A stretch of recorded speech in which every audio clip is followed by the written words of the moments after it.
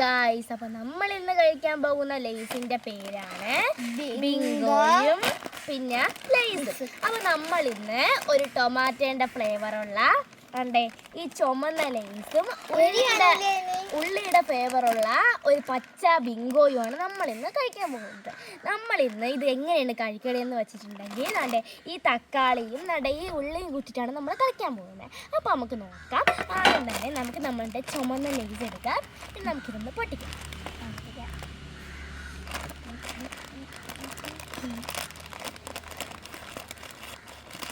അപ്പോൾ നമ്മൾ പൊട്ടിച്ചെടുത്തിട്ടുണ്ട്. അപ്പോൾ നമ്മുടെ ചുമന്ന ലേസ് ഇതാ. ഇനി നമ്മുടെ പച്ച ലേസ് കൂടെ നമുക്ക് ഇതുപോലെ ഒന്ന് പൊട്ടിച്ചെടുക്കാം.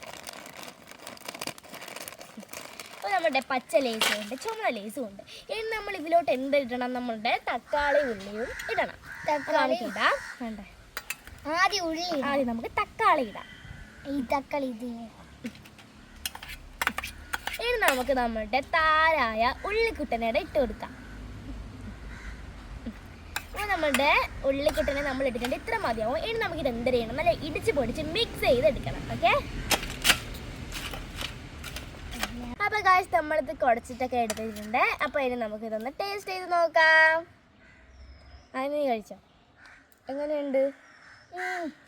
നല്ല ടേസ്റ്റാന്ന് പറഞ്ഞപ്പോൾ നമുക്കൊന്ന് കഴിച്ച് നോക്കുന്നുണ്ട്. നമ്മളുടെ മീൻസ് ഉജ്ജൻ ടേസ്റ്റാണ്. നിങ്ങൾക്ക് നാരങ്ങയൊക്കെ ചേർക്കണമെങ്കിൽ ചേർക്കാം. പിന്നെ നമ്മൾ ഉപ്പൊന്നും ഇട്ടില്ല. ലേസിൽ അത്യാവശ്യം ഉപ്പുണ്ടല്ലോ. അത് ഉപ്പ് വേണമെന്നുള്ളവർക്ക് ഉപ്പിടാം. എനിക്കിഷ്ടമായി. നല്ല ടേസ്റ്റ് ഉണ്ട്. എല്ലാ ഫ്ലേവറിൻ്റെ ഒത്താണ് വരുന്നത്. പുതിയൊരു വീഡിയോ. Bye bye.